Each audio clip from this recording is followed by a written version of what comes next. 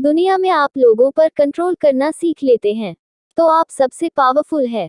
लेकिन अगर आप खुद पर कंट्रोल करना सीख लेते हैं तो आपसे महान इस दुनिया में कोई नहीं है। एक बार की बात है, गौतम बुद्ध से उनके शिष्य ने पूछा कि बताए कर्म क्या है। गौतम बुद्ध ने कहा कि आओ एक कहानी सुनाता हूँ। एक बार एक राजा हाथी पर बैठकर के अपने राज्य का भ्रमण कर रहा था और घूमते घूमते एक दुकान के आगे आकर रुक गया।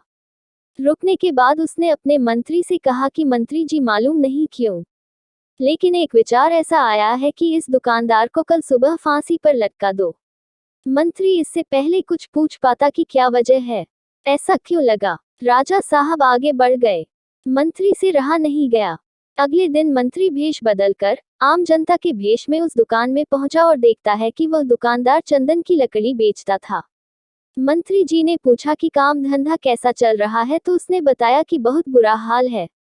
क्या बताऊं, आप लोग आते हैं, चंदन को सूंघते हैं, प्रशंसा करते हैं, वाह वाह बहुत अच्छा है, लेकिन खरीदते नहीं हैं। बस इसी इंतजार में बैठा हूं कि कब हमारे राज्य के राजा की मृत्यु हो तो उसकी अंत्येष्टि में चंदन की लकड़ी जाए। बहुत सारी चंदन की लकड़ी खरीदी जाएगी, वहां से शायद मेरे दिन बदलना शुरू। मंत्री को सारा खेल समझ में आ गया कि ये जो सोच है, शायद यही नकारात्मक विचार है कि राजा साहब जब यहाँ से निकले तो उनके दिमाग में भी इसके लिए उल्टा ही आया। बुद्धिमान मंत्री था, उसने एक विचार सोचा। उसने कहा थोड़ी चंदन की लकड़ी खरीदना चाहता हूँ। दुकानदार भी खुश हुआ कि चलो कोई तो ग्राहक आया। अच्छे से उसने कागज में लपेट करके चंदन की लकड़ी मंत्री को दी। उसे मालूम नहीं था कि कौन था। मंत्री अगले दिन दरबार में चंदन की लकड़ी लेकर के पहुंचे और राजा साहब से कहा कि राजा साहब, वो जो दुकानदार था उसने आपके लिए तोहफा भेजा है।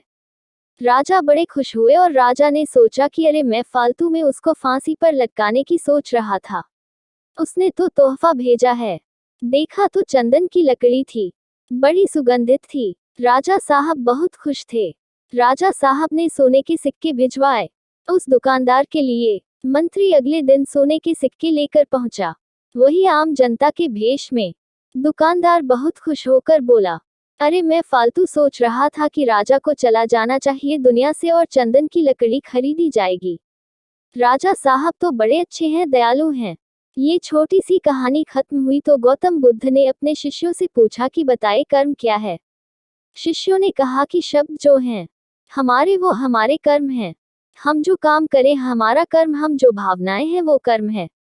गौतम बुद्ध ने कहा कि आपके विचार ही आपके कर्म हैं। अगर आपने अपने विचारों को नियंत्रित करना सीख लिया तो आप सबसे महान। इसीलिए अच्छा सोचिए तो अच्छा होगा।